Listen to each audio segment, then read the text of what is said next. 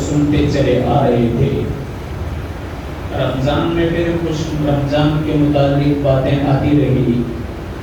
اس کے بعد پھر ہماری مضمون کا سلسلہ رمضان سے پہلے ہی بند کر دیا تھا۔ اللہ تعالیٰ جس مضمون کو ہم سن رہے تھے، کامیابی والا، دنیا اور آخرت کے اندر کامیابی ملے اور ہم جنت کے مستحق بن جائے، اس سلسلے میں ہم لمبے عرصے سے جنت اور اس کے متعلق باتیں سن رہے تھے۔ آپ کو کئی مرتبہ بتلایا کہ جنت پڑھنے کی ہے، جنت سننے کی ہے، جہنم کو پڑھنا ہے اور جہنم کو سننا ہے۔ جنت اتنی مختصر نہیں کہ آپ ایک چھوٹی کتاب کے اندر چند نعمتوں کو پڑھ لو بات پوری ہو گئی، اور جہنم اتنی مختصر بھی نہیں کہ چند عذاب کو پڑھ لو سن لو کہ جہنم پوری ہو گئی۔ جنت اور جہنم کو جب سنیں گے پڑھیں گے تو ہم کو ہمارا مقصد سمجھ میں آئے گا۔ انسان کو کسی بھی کام کا مقصد سامنے ہوتا ہے تو اس کی محنت کرتا ہے، اور مقصد بغیر کا کام ہوتا ہے آدمی اپنا وقت ضائع نہیں کرتا بلکہ اس کو لغو سمجھ کر کے چھوڑ دیتا ہے۔ ہماری عقل محدود ہے، ہمارا علم محدود ہے، ہمیں پتہ ہی نہیں تھا کہ دنیا کے اندر آنے کا مقصد ہمارا کیا تھا اور ہمارا مقصد دنیا میں رہنے کا کیا ہے۔ آنا، بڑھ جانا، کھا پی کر کے دنیا سے رخصت ہونا، یہ تو جانور بھی کرتے ہیں، بلکہ جانور تو اپنی ذمہ داریاں بھی نبھاتے ہیں۔ اس طریقے سے جو اللہ کے منکر ہیں اور وہ دنیا کے اندر رہ کر کے اپنی زندگی گزارتے ہیں اور کہتے ہیں ان ہی الا حیاتنا الدنیا وما نحن بمبعوثین، کہ ہماری زندگی صرف دنیا کی زندگی ہے، ہم دوبارہ قیامت کے دن اٹھائے جانے والے نہیں ہیں، اور ہم کو کوئی جواب دہی نہیں کرنی پڑے گی، اللہ کے دربار میں ہمیں کوئی جواب دینا نہیں۔ یہ تو انہوں نے اپنی زندگی کا مقصد سمجھا کہ نموت و نحیا، مرتے ہیں زندہ ہوتے ہیں، نموت و نحیا، ہم مرتے ہیں زندہ ہوتے ہیں، اس کے علاوہ اور کوئی مقصد نہیں۔ تو اللہ تعالیٰ نے جو ہمارا خالق اور مالک ہیں، ہمارا بہت بڑا مقصد بیان فرمایا کہ میرے بندو، تم کو میں نے پیدا کیا ہے صرف میری عبادت کے لیے، اور عبادت کیا ہے؟ اللہ کی مرضی کے مطابق زندگی گزارنا۔ عبادت ویسے کوئی پوچھے عبادت کیا ہے تو تم کیا کہو کہ نماز پڑھنا، روزے رکھنا، حج کرنا، تلاوت کرنا، ذکر کرنا۔ بے شک یہ ساری عبادت ہیں، لیکن ایک لکیر اور ایک لیٹی کے اندر اگر تم کو پوچھا جائے کہ عبادت کی ڈیفینیشن کیا ہے اور عبادت کہنے کس کو ہیں، تو عبادت ہے اللہ کی مرضی کے مطابق اپنی زندگی کو ڈال دینا اور اپنی مرضی کے مطابق اللہ تعالیٰ کے احکام کو بجا لا کر کے اپنے نفس کو چھوڑ دینا، اس کو کہتے ہیں عبادت۔ جیسے آپ نے ایک نام سنا ہے ربی ابن عامر رضی اللہ عنہ، حیات الصحابہ میں بہت بڑا واقعہ ہے ان کا۔ حضرت مولانا یوسف رحمۃ اللہ علیہ نے بڑے اہتمام سے اس کو بیان فرمایا ہے کہ یہ ایران کی طرف حضرت عمر کی طرف سے گئے، ایران کی طرف۔ ایران کا بادشاہ اس کا ایک گورنر تھا جس کا نام تھا رستم۔ کہتے ہیں نا میں تو رستم سے بھی نہیں ڈرتا، تو رستم گزرا ہے، ہمارے بڑے بڑے یوں رستم نے کیا تو رستم ہو گیا ہے، تو رستم نام کا آدمی گزرا ہے، اور وہ بڑا خوخار تھا، اتنا خوخار تھا، اتنا خوخار تھا کہ رستم کے صرف نام سے دنیا کانپتی تھی، اور رستم کے صرف نام سے دنیا ڈرتی تھی۔ اس لیے ہمارے بڑے بڑے کوئی دادا گیری کرتا تو کیا کہتے، کیا تو رستم ہو گیا ہے، تو رستم نام کی کوئی چیز گزری ہے۔ افلاطون کا بھی کہتے ہیں، میں تو افلاطون کو بھی نہ کہوں، تو افلاطون نام کا آدمی بھی گزرا ہے۔ داؤد علیہ السلام کے زمانے میں بہت بڑا ڈاکٹر تھا، اس زمانے کے اندر بھی یہ سرجری کرتا تھا، تو یاد رہے افلاطون بھی تھا اور رستم بھی تھا۔ تو ایرانیوں کو رستم پر بہت بڑا فخر تھا۔ ایران کی ملٹری اور ایران کی آرمی جس کا بہت بڑا یہ چیف تھا، آرمی چیف تھا رستم۔ حضرت سعد بن ابی وقاص رضی اللہ تعالی عنہ کو حضرت عمر نے ایران کی طرف بھیجا۔ تو رستم نے حضرت سعد ابن ابی وقاص کو پیغام بھیجا کہ تم عرب کے بدو لوگ، تمہارے پاس کوئی تہذیب نہیں، کوئی سلیقہ نہیں، تم بکریوں کے چرواہے، اونٹوں کی دموں کو مروڑنے والے اور جنگلوں کے اندر پڑاؤ ڈال کر کے خیمے لگانے والے اور جانوروں کے بالوں کو کاٹ کر بیچنے والے اور ان کے گوبر کو جمع کر کے، تمہارے پاس لکڑیاں بھی نہیں ہوتی، ان کے گوبر کو اکٹھا کر کے پھر تم لکڑیوں کی جگہ سکھا کر جلانے والے، جو دیہاتوں کے اندر ہوتا ہے، ایسے الفاظ کہے سعد ابن ابی وقاص کے سامنے، پیغام بھیجا اس نے اپنے قاصد کے ساتھ، تم یہاں ایران کیسے آ گئے اتنی مہذب قوم کے سامنے اور اتنے بڑے طاقتور ملک کے سامنے، تمہارے آنے کا مقصد کیا ہے؟ مقصد اس نے بھی پوچھا۔ رستم، اس کی فوج تیار تھی، سعد ابن ابی وقاص کو پیغام بھیجا کہ آپ خود ہمارے پاس تشریف لاؤ، یا تو پھر تمہارا جو سب سے ذہین آدمی ہو، سب سے زیادہ ذہن والا آدمی ہو، اس کو ہمارے دربار میں بھیجو۔ سعد ابن ابی وقاص نے صحابہ کو جمع کیا، بڑے بڑے صحابہ جمع ہوئے، مشورہ ہوا کہ اس قسم کا لیڈر آیا ہے تو ہم کیا کریں۔ الگ الگ رائے آئی، اکثر کی رائے ہوئی کہ ربیع ابن عامر رضی اللہ تعالیٰ عنہ کو رستم کے دربار میں بھیجا جائے۔ حضرت ربیع ابن عامر ایسے صحابی، صحابہ میں سے کوئی صحابی معمولی نہیں ہے، صحابہ الصحابۃ کلہم عدول وکلا وعد اللہ الحسنی، اللہ نے ہر ایک کے لیے بہتری کا وعدہ کیا ہے صحابہ کے حق میں۔ ربیع ابن عامر ایسے صحابی جو مشہور نہیں، اتنے زیادہ مشہور اس زمانے میں تھے، پر آج بھی کتنے ایسے ہیں کہ جنہوں نے ان کا نام سنا ہوگا تو پتہ چلا ہوگا کہ صحابی کا نام ہے، باقی اکثر لوگوں میں یہ ربیع ابن عامر مشہور نہیں ہے۔ ربیع ابن عامر کا نام آیا، سعد ابن ابی وقاص نے کہا کہ ہماری طرف سے ان کو ہم بھیجیں گے۔ ربیع ابن عامر کو کہا گیا تم کو وہاں جا کر کے صرف دنیا میں آنے کا مقصد بتانا ہے۔ سعد ابن ابی وقاص فرماتے ہیں دین اسلام کیا ہے اس کی معرفت کرانی ہے، اور اللہ رب العزت نے تمہیں دنیا کے اندر بیکار نہیں پیدا کر کے چھوڑ دیا، تم کو اپنا مقصد دربار کے اندر بیان کرنا ہے۔ ربیع ابن عامر معمولی گھوڑے پر سوار ہوئے، معمولی گھوڑے پر، اور معمولی اپنا ہتھیار لیا اور وہ گئے رستم کے دربار میں۔ دربار میں گئے تو دربار میں روکا بڑے راستے کے اوپر، سینٹرل دروازے کے اوپر، پوچھا کہ کہاں جا رہے؟ کہاں کے اندر جا رہا ہوں۔ کہا ایسے کپڑوں کے اندر تم ہمارے پریزیڈنٹ کو ملوں گے؟ کہاں کہ دیکھو میں اپنی طرف سے نہیں آیا، تمہارے دربار کی طرف سے بلاوا آیا ہے۔ اس کو پوچھو اگر ان کپڑوں کے اندر ملنا ہے تو ہم مل لیں گے، باقی تو میں چلا جاتا ہوں۔ وہ دربار کا اندر آیا، کہاں کہ باہر ایک آدمی آیا۔ کون ہے؟ کہا سعد بن ابی وقاص کی طرف سے ایک آدمی آیا۔ تو رستم نے کہا آنے دو، میں نے ہی بلایا۔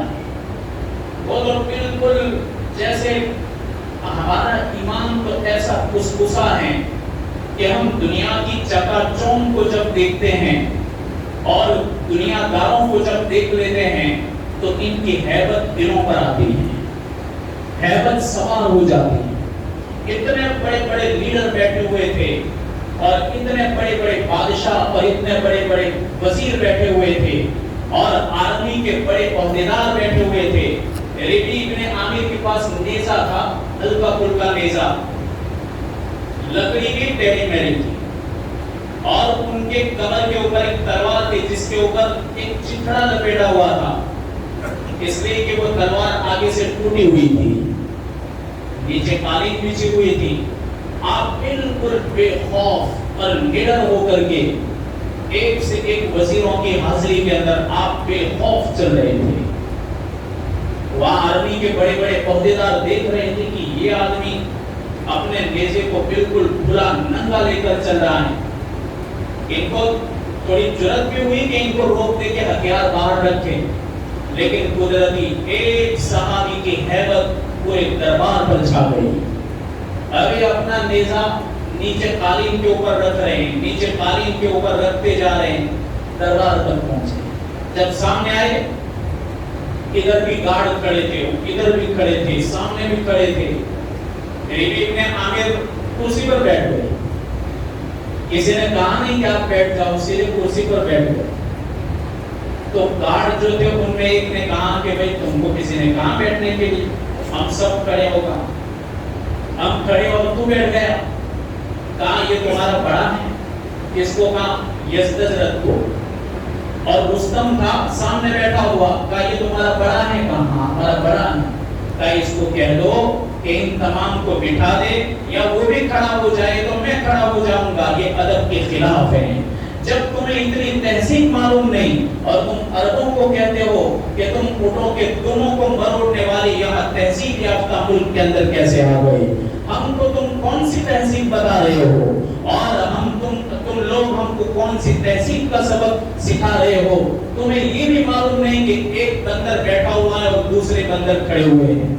तुम्हें इतना भी सलीका नहीं। तो फिर रुस्तम ने कहा भाई बैठ जाओ, सब बैठ जाओ। तो सब बैठ गए। कहा तुम्हारे आने का मकसद क्या है? रबीई इब्न आमिर को पूछ रहे तुम्हारे आने का मकसद क्या? कहा मेरे आने का मकसद, मेरे साथियों के आने का मकसद और मेरे अमीर साद के आने का मकसद और तेरे भी आने का मकसद और तेरी फौज के भी आने का मकसद, 3 मकासद को लेकर मैं आया हूं। नंबर 1, हम सब अल्लाह के गुलाम हैं। अल्लाह ने हम तमाम को अपनी गुलामी के लिए पैदा किया है। जो अल्लाह का गुलाम होता है वो आजाद होता है, और जो बंदों का गुलाम होता है वो गुलाम ही रहता है। हम अल्लाह के बंदे हैं, हम अल्लाह के गुलाम हैं। हम अल्लाह के बंदों को लोगों की गुलामी से निकाल करके अल्लाह की गुलामी में दाखिल करने के लिए आए हैं। कितनी बड़ी बात कही जा रही है रुस्तम के सामने। तुम मकसद भूल चुके हो। ये तुम्हारे गुलाम नहीं है, ये अल्लाह के गुलाम है। देखो ना, कोई तुम्हारे पैर को छू रहा है, कोई तेरी पेशानी को बोसा दे रहा है, कोई तेरे पैर को धो करके, गंदे पैरों को धो करके पानी पी रहा है, और कोई तो तेरे सर के ताज को बोसा दे रहा है, और कोई तो तेरे हाथ को बोसा दे रहा है। ये क्या है? ये मखलूक की गुलामी है। हम एक खालिक की गुलामी के लिए आए हैं। जो अल्लाह के गुलाम बनेंगे वो मखलूक की गुलामी से बाहर निकल जाएंगे। पर याद रखो, इस मकसद को पूरा करने के लिए हम अरब से चले हैं और तुम्हारे ईरान तक पहुंचे हैं। अगर तुमने अल्लाह के बंदों को, अल्लाह के भोले भाले बंदों को मखलूक की गुलामी से निकाल दिया, तुम्हारी गुलामी से निकाल दिया और अल्लाह की गुलामी में आने दिया, तो हमारी और तुम्हारी कोई लड़ाई नहीं, कोई लड़ाई नहीं। और अगर इस हमारे मकसद के अंदर तुम बीच में दखलगिरी करोगे, तो वो टूटी हुई तलवार थी वो निकाली, कहा कि ये तुम्हारा फैसला करेगी, ये फैसला करेगी। उस वक्त दंग रह गए। रुस्तम कहने लगा क्या टूटी हुई तलवारों से कहीं ईरान फतह होगा? और टूटी हुई तलवारों ने कभी कैसर और किसरा के सामने कभी मुकाबला किया है? तो उसने कहा कि तलवार के अंदर तो कोई ताकत नहीं, पर बाजुओं के अंदर ताकत है। जिस वक्त अरब के जवानों के बाजू चलेंगे तो तुम्हारे दरबारियों को पता चलेगा कि हम किस कौम से मुकाबला कर रहे हैं, तुम्हें पता चल जाएगा। और अल्लाह रब्बुल इज्जत ने साद इब्न अबी वक्कास रज़ी अल्लाह तआला अन्हु और ऐसे जर्नलों के हाथ पर अल्लाह ने बड़ी फतह अता फरमाई। जुमा की अज़ान दी गई और जुमा की 2 रकात पढ़ी गई। अल्लाह तबारक व तआला ने अपने कलीमा को और अपने बोल को अल्लाह ने बुलंद कर दिया। ये मकसद था। जो भी कौम अपना मकसद पहचानेगी, अल्लाह यहाँ इज्जत देगा और आखिरत में जन्नत देकर के इज्जत देगा। और अगर अपने मकसद को हमने नहीं पहचाना, सुबह उठे कोई फजर की नमाज नहीं, सीधे चल पड़े धंधे के ऊपर, जोहर हुई कोई नमाज नहीं, असर हुई कोई नमाज नहीं, جانوروں کی طرح جو صبح اٹھ کر چلا جاتا ہے چرنے کے لیے، شام تک چلتا رہتا ہے، پھر وہ چلا آتا ہے اپنے مقام کے اوپر، آ کر کے پھر وہی سونا اور کھانا، سونا اور کھانا، اور دنیا سے رخصت ہو جانا۔ میرے بھائیو، یہ تو جانوروں کا مقصد ہے، ہمارا مقصد نہیں۔ ہمارا مقصد یہ سب ضرورتیں ہیں، ضرورتیں۔ دیکھو دنیا کے اندر غم بھی ہیں، دنیا کے اندر خوشیاں بھی ہیں۔ علامہ طبری رحمۃ اللہ علیہ فرماتے ہیں کہ اللہ تعالیٰ نے جب آدم علیہ السلام کا پتلا بنایا، یہ پتلا 40 سال تک پڑا رہا۔ اب کیا ہوا؟ 39 سال تک، 39 سال تک اللہ نے آدم کے پتلے پر غموں کی بارش برسائی، غموں کی، اور صرف 1 سال خوشی کی بارش برسائی، ایک ہی سال۔ 39 سال تک لگاتار غموں کی بارش ہوئی، غم برستے رہے، اور 1 سال صرف 40واں سال چل رہا تھا، اللہ نے خوشی کی بارش چلائی۔ اسی لیے خوشیاں بہت کم ہوتی ہیں، غم زیادہ ہوتے ہیں۔ اگر آدمی کے پاس مال بھی ہے تو بھی کہتا ہے پیٹ دکھتا ہے، تو مال ہے تو پیٹ کیوں دکھا؟ مال بہت کچھ ہے، لیکن کورونا ہو گیا، اور کورونا میں گرفتار ہو کر کے دنیا سے چل گیا۔ دیکھو خوشیوں نے موقع نہیں دیا، خوشیوں نے کوئی موقع نہیں دیا، غم سوار ہو گئے، حالات سوار ہو گئے۔ اس لیے دنیا کے اندر غم زیادہ ہے۔ آدمی جتنی خوشیاں حاصل کرنا چاہے گا، غموں کے اندر گرفتار ہوگا، اور جو آدمی اپنے آپ کو دنیا میں مسافر سمجھ لے گا، وہ غموں سے نکلتا جائے گا، غم سے باہر نکلے گا۔ تو دنیا کے اندر اللہ تعالیٰ نے اپنے بندوں کے اوپر غم بھی سوار کر دیے، خوشیاں بھی سوار کی، لیکن جنت کے اندر کوئی غم نہیں، کوئی غم نہیں۔ جنت کے اندر کوئی بے چینی نہیں، جنت کے اندر کوئی غم زدہ نہیں ہوگا۔ اللہ تبارک و تعالیٰ ہر ایک کو خوشی عطا فرمائے گا جو ابدالآباد کی خوشی ہوگی۔ حضرت سلمان فارسی اسی جنت کو ڈھونڈنے کے لیے نکلے۔ سلمان فارسی صحابہ میں سب سے بڑی عمر والے صحابی، 200 سال سے زیادہ ان کی عمر ہوئی۔ بعض کہتے ہیں 220 برس کے ہوئے، بعض کہتے ہیں 200 سال کے ہوئے۔ ان کا باپ آگ کی پوجا کرنے والا، لیکن ان کے دل کے اندر اللہ تعالیٰ نے اپنی محبت پیدا فرمائی، تو سچے دین کو سمجھنے کے لیے اور تلاش کرنے کے لیے وہ نکل پڑے۔ ابا نے کہیں کام کے لیے بھیجا، تو راستے میں ایک عیسائی پادری تھا، وہ اللہ کی باتیں کر رہا تھا، تو اس کے پاس بیٹھ گئے۔ باتیں اچھی لگی، گھر آ گئی، دوسرے دن جا کے بیٹھ گئے، تیسرے دن جا کے بیٹھ گئے۔ ان کے باپ کو پتا چلا کہ میرا لڑکا تو نصرانی بننے جا رہا ہے، تو پکڑ کے اس کے ہاتھ پیر باندھ دی۔ لیکن حضرت سلمان فارسی چھوٹنے میں کامیاب ہوئے، پادری کے پاس بھاگ گئے، پادری کے پاس رہ کر کے دین عیسائی کو سیکھا۔ اس لیے کہ اس زمانے میں جو راہب لوگ تھے وہ ایک اللہ کی پہچان کراتے تھے۔ یہ تو بعد میں ایسے عیسائی پیدا ہوئے کہ جنہوں نے خود عیسیٰ علیہ السلام کو اللہ کہا، یا عیسیٰ علیہ السلام کو اللہ کا بیٹا کہا، یا عیسیٰ علیہ السلام کو 3 میں سے تیسرا کہا۔ پھر ان میں الگ الگ فرقے پیدا ہوئے، لیکن کچھ تو ایسے ان کے راہب تھے جو توحید سکھاتے تھے۔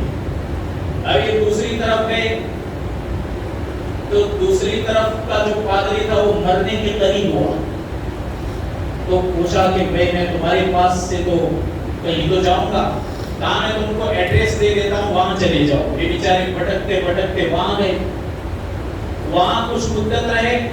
یہ دنیا دار پادری تھا، وہاں سے پھر وہ موت کے قریب پہنچا، تیسرے پادری کے پاس گئے۔ جب آخری پادری کے پاس گئے اور مرنے کے قریب ہوا، تو پوچھا کہ میں کہاں جاؤں؟ کہیں بھی مت جاؤ، اگر تم کو دنیا اور آخرت کی کامیابی چاہے تو مدینہ چلے جاؤ۔ ایک نبی آئے گا، ایک نبی وہاں آئے گا، جب تم اس کو پاؤ تو اس پر ایمان لے آنا، یہی تمہارے لیے دنیا اور آخرت کی کامیابی ہے۔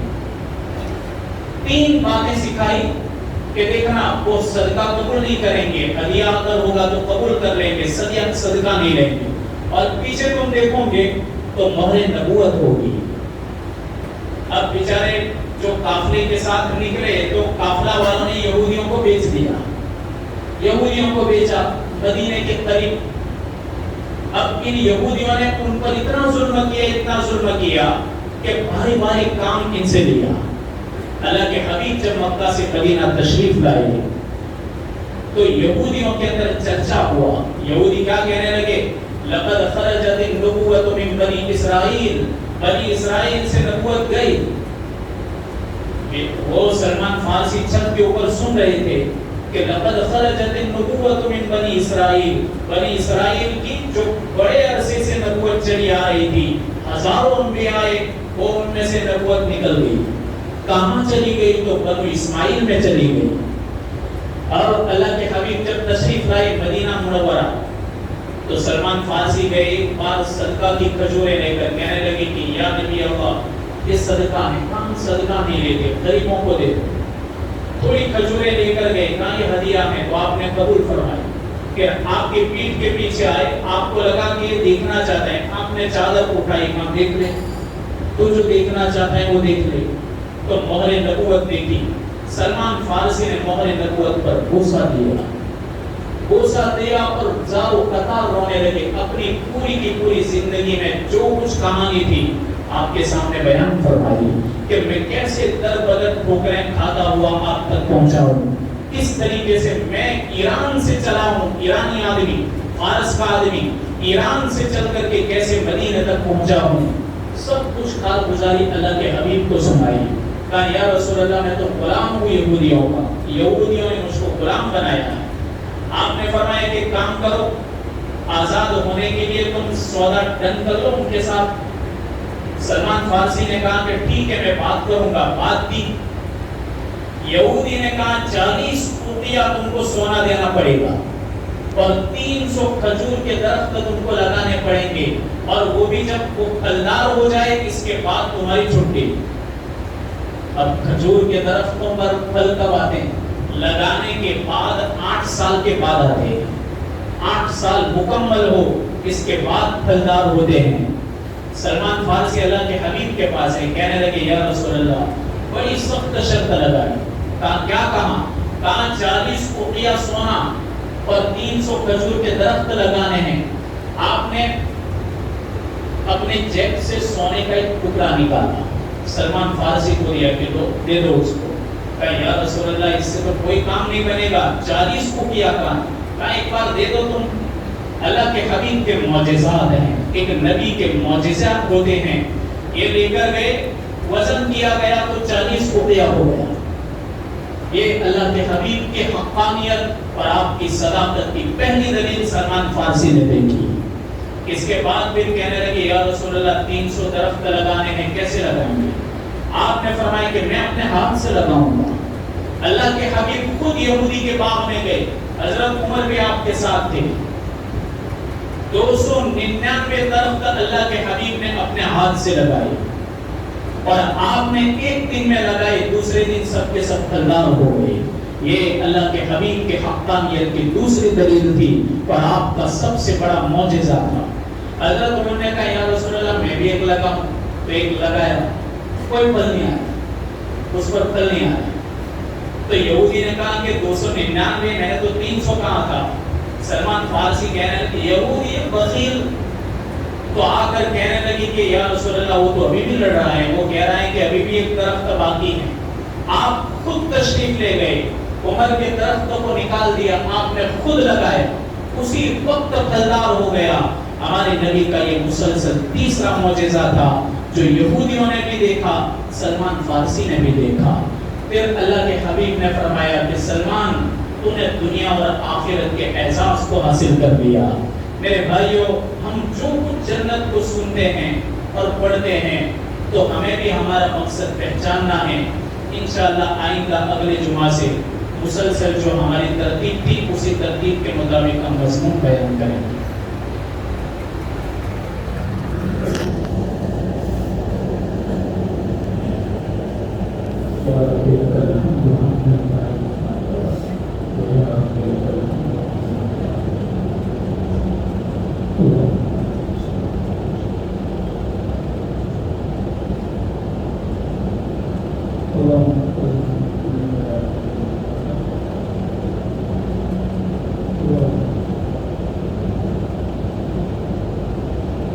تمام